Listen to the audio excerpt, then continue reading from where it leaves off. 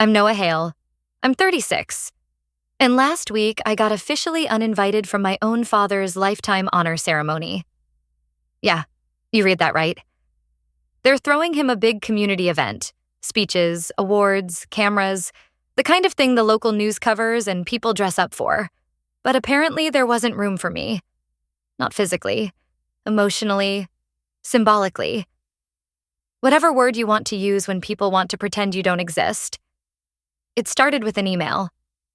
Not even from my father. From Mason, my dad's golden boy son with his second wife. The subject line? Franklin Hale Firefighter Celebration Guest List. Hey Noah, just wanted to give you a heads up before the invites go out. The planning committee thought it might be best to keep things simple. Fewer distractions. I hope you understand. Thanks for being chill about it. Mason. Thanks for being chill. I stared at that line for a long time, because apparently being excluded from your own father's career send-off, after you've spent your entire life being the ghost at the edge of the family photo, is something I'm supposed to take with a smile. I called my dad. I knew it wouldn't fix anything, but I called anyway. He picked up on the second ring, his voice loud like always. Noah, been a while. What's up, kid? I didn't bother pretending. I got Mason's email. There was a pause. Yeah, about the thing. Look, you know these events are complicated, lots of logistics. It's a city thing now. Committee votes and whatnot. Committee, logistics, votes. As if I was a public relations liability. You're my son, he added quickly. But you know how people talk. I just don't want any drama. I nearly dropped the phone. Drama? Let me tell you something. When I was 17, our house caught fire. Middle of the night. Electrical short. I was trapped upstairs in the attic. I still remember the way the smoke tasted. Thick, bitter, like metal and burned dreams. My mom had passed 2 years earlier. It was just me and my dad. And he was on duty that night. I screamed until my throat tore. I pounded the floorboards. I blacked out from heat and panic. And when I woke up in the hospital 2 days later, it wasn't him who'd pulled me out. It was another firefighter, a rookie named Jackson. He told me, years later, that my dad had been the one to call retreat, that he'd prioritized his crew over coming back for me. I get it. In protocol terms, maybe he did the right thing. But how do you explain to a 17-year-old boy that his dad decided saving the team was worth more than saving his own son? And now, 2 decades later, I'm still just a liability. My chest hurt. My palms were cold. But my voice stayed calm. You're seriously okay with this? I asked. Having the whole town gather to celebrate you while pretending your oldest son doesn't exist? He sighed. Noah, come on, don't do this again. It's one afternoon. Let me have this. Let him have this. That was the moment. Not the email. Not even the memory of the fire. That sentence broke something in me. Because I've let him have everything. I never spoke about what happened that night. I never demanded apologies. I never made a scene at holidays when I was seated at the kids' table next to my half-siblings' actual children. I just disappeared quietly. But not this time. I hung up without saying goodbye. I sat in my kitchen, staring at my coffee gone cold, feeling something sharp and cold curl around my ribs. Not sadness. Not even anger. Resolve. If they didn't want me there as a son, fine. I'd show up as something else. But not at that ceremony. Not in their version of the story. I was going to tell mine. And for the first time in a long time, I wasn't going to keep it quiet. The thing about betrayal is, it doesn't always explode. Sometimes it just accumulates. That night, after hanging up on my dad, I didn't cry. I didn't scream. I didn't drink. I just sat there in the kitchen with the lights off, listening to the old fridge hum, thinking about every little moment I'd let slide because I didn't want to make things worse. Like when he didn't show up to my high school graduation because Mason had a baseball game. Or when I asked him to co-sign my student loan and he said, I think you need to learn to stand on your own. Or when I emailed him a photo of my first apartment And he replied 2 weeks later with, "Cool. Looks small. You should paint it." That night, I opened a blank Word doc and started typing. Not a plan, not a letter, just memories. Stuff I hadn't said out loud in years. The fire, the hospital, the silence, the weird looks people gave me after the incident, like I was broken or complicated. Around midnight, I Googled Franklin Hale plus awards plus controversy. Nothing. He had a clean slate. Spotless. Every article praised him as the steady voice in a crisis, the heartbeat of the department. And I sat there, watching his myth expand while the truth of what he did was still stuck inside me like smoke in my lungs. I didn't want revenge. I swear I didn't. But I did want clarity. And maybe, just once in my damn life, a version of my family's story that didn't write me out of it. So I reached out to someone who might care. Dana Lasky, a local journalist who covered civil service scandals and department whistleblowers. She wasn't a friend, just someone whose work I'd read back when I was curious about how much people like my dad could get away with before anyone asked questions. I sent her a short message. "Hi, I'm Noah Hale. My father is being honored next week, but 20 years ago, he left me in a burning house." 2 days later, she called. Her voice was careful, like she was stepping around broken glass. "Noah, I read your note. Before we go any further, are you comfortable being on record?" I hesitated. I mean, no, but I also wasn't comfortable being invisible anymore. "Yeah," I said. "On record's fine." We met at a coffee shop outside of town. Neutral ground. She brought a recorder. I brought an envelope, copies of the fire report, hospital records, a letter I'd written but never sent to my dad after the fire. She read everything twice. She didn't speak for a full minute after. "Do you know how rare this is?" she said finally. "Someone with a reputation like your father's. Nobody ever thinks to question the golden ones." I nodded quietly. "Why now?" she asked. "Why speak up?" I could have said a dozen things, that I was angry, hurt, tired, bitter. But instead, I told her the truth. Because they uninvited me from his ceremony. Like I'm a stain they can't scrub out of the photo. Her eyes softened. "Okay," she said. "Let's tell the real story." What followed wasn't dramatic. It wasn't a takedown. There were no gotcha headlines or anonymous leaks. Dana handled it with grace. She wrote a long-form feature called The Son Who Survived the Fire, not about the scandal, but about me. She wove my story in with the official record. She interviewed Jackson, the firefighter who pulled me out. He remembered that night vividly. "I told command we still had someone inside," he said. "But the chief said no more risks. I disobeyed that order. I'd do it again." Dana didn't demonize my father. She just opened a window. Let the smoke out. The article dropped 3 days before the ceremony. Quietly. No bold headlines. Just a link, shared by a few local accounts. I didn't even know it had gone live until Mason texted me. "What the hell did you do?" I didn't reply. Instead, I sat in my car outside the hardware store where I was picking up light bulbs, and I watched the post gain traction. Comment after comment. Some shocked, some supportive, some angry. A few that said what I'd felt for years. This doesn't make him a monster, but it doesn't make him a hero either. That night, I got a call from my dad. I didn't answer. He left a voicemail. Just 5 words. "I thought we were good." We weren't. We hadn't been good since that night in the hospital when he told the nurses to stop calling him. When he told them I was a strong kid and didn't need much family support. I didn't listen to the rest of the voicemail. I just deleted it. Because the version of me that would have called back, he's not here anymore. And the version of him they're putting on that stage, well, he doesn't get to keep the whole spotlight anymore. The article didn't go viral. It didn't blow up anyone's career overnight. But it landed. I don't know if it was the quiet tone Dana used or the fact that she didn't twist it into scandal bait, but somehow that made it more powerful. realer, harder to dismiss.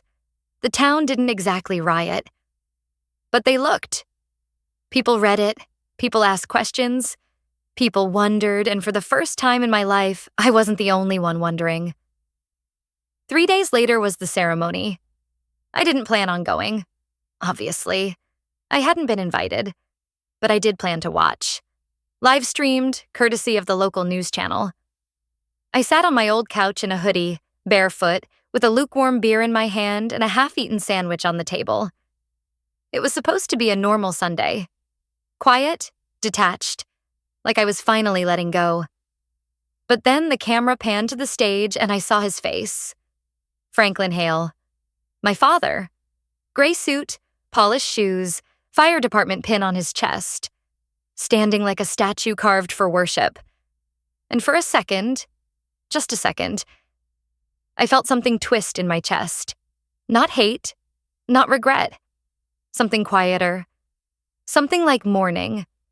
Because watching him up there, basking in praise he half earned, I realized something. He hadn't just written me out of the story. He'd rewritten himself too. The speeches began. The mayor spoke. A few retired officers shared stories. Then came Mason, the heir apparent, the good son. He walked on stage and cleared his throat. My dad taught me 3 things: service, sacrifice, and standing strong in the face of fire. I almost choked. Sacrifice? The irony tasted like vinegar. Mason went on about legacy, family, and tradition. Not once did he mention the fire that nearly killed me. Or me at all. I watched as the audience applauded like nothing had ever happened. Like the truth had no weight at all. And maybe to them, it didn't. But to me, it was everything. That night, my inbox exploded. Messages from old classmates, distant cousins, even 2 firefighters who served under my dad years ago. Most of them said things like, "I had no idea. That article really shook me. You were brave to speak out." But then came the real message, the one that changed everything. It was from Jackson. Yeah, that Jackson. The man who saved my life. He hadn't spoken to me in over a decade. Not because we were on bad terms, just life happened. He moved to another state. We lost touch, but his message was short and direct. "I'm in town for a few days. We should talk. Coffee?" I met him the next morning at a small diner off Route 12, the kind of place that smells like burnt toast and cinnamon no matter what time of day it is. He looked older, weathered, a little slower. But his eyes were the same. We didn't shake hands. We just sat down like no time had passed. He opened with, "You did good, kid." I blinked. "You mean the article?" He nodded. "Took guts. I know what it costs." I looked down at my mug. Honestly, I didn't think it'd matter. "It mattered to me," he said. "And I think it'll matter to more folks than you think. The right ones." There was a pause, then he added something I'll never forget. "I always thought your dad would eventually come clean, own up, but when he didn't, I thought maybe I was the one who remembered it wrong." I looked up, surprised. "You doubted yourself?" He smiled sadly. "You spend long enough around people who rewrite the past, you start to question your own memory." That hit harder than I expected. Because I'd felt that way too. For years. Not just about the fire. About everything. Was I really left out, or was I being too sensitive? Did he actually ignore me, or was I expecting too much? But now I knew. I wasn't imagining it. I wasn't crazy. And I wasn't alone. We talked for over 2 hours. About the fire. About life. About what healing even means when the damage happened decades ago. Before we left, Jackson said, "I've been invited to speak at a firefighter training symposium next month. About ethics and leadership. I was thinking, maybe you come with me. Tell your side. Not as a victim. Just as someone who remembers." I didn't answer right away. I wasn't sure I was ready. But something inside me, the part of me that used to shrink into silence, felt like standing up. Yeah, I said finally. I think I'm done being edited out. We walked out into the sunlight. For once, I didn't feel like the ghost of someone else's story. I felt like the beginning of my own. I didn't think they'd actually call a family meeting, but they did. 2 days after the ceremony, I got a message from my aunt. Not Mason, not my dad, but Aunt Carol, the one who always brought the potato salad to Thanksgiving and tried to play peacemaker whenever things cracked. Your father wants to talk. He's hurting. Mason's angry. But we all need to fix this before it gets worse. Before it gets worse. It being me, I guess.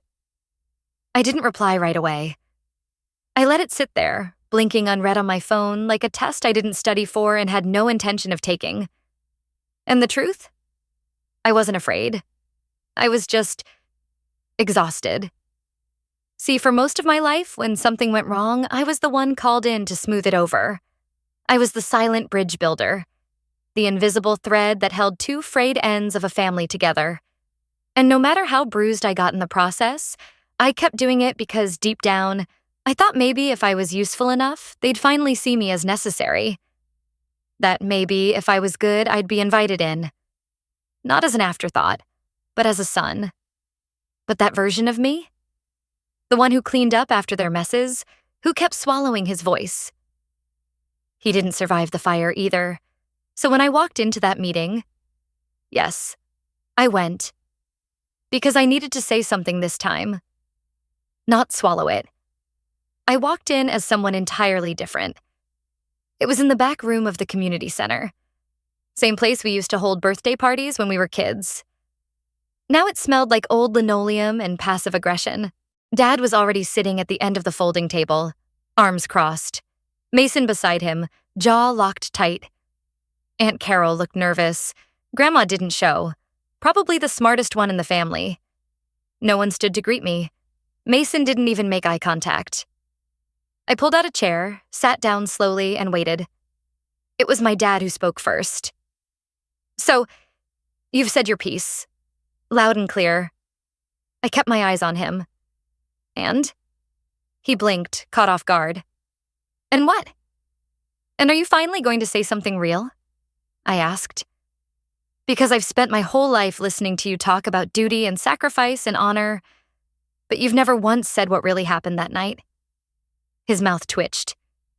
We've been over this, Noah. No, I said. You've been over this. I never got to say anything. He looked away. Mason scoffed. You aired dirty laundry in front of the entire town, Noah. You think that makes you some kind of hero? I turned to him. I think it makes me free. The silence that followed was heavy. Not explosive, but still thick enough to drown in. Aunt Carol fidgeted with a napkin. My dad finally looked back at me. You've made your point. Now what? You want an apology? You want us to rewrite the program, add your name to the plaque? I smiled. For the first time in that room, I smiled.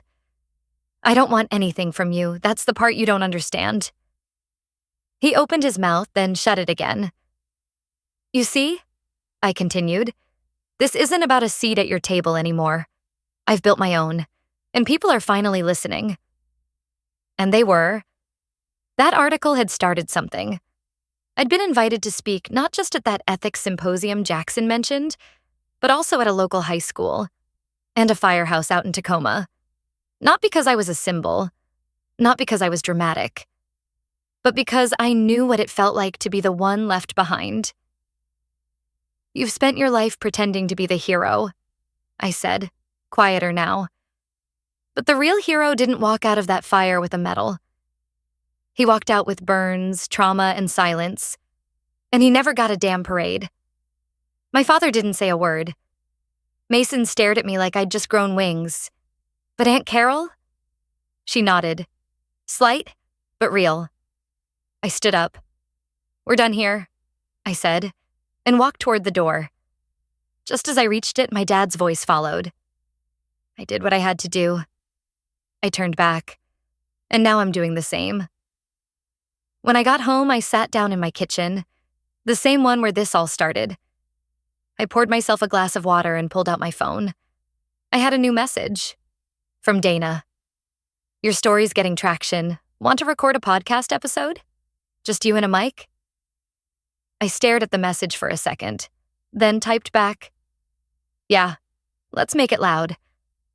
A week after I walked out of that family meeting, I sat in a small studio across from Dana.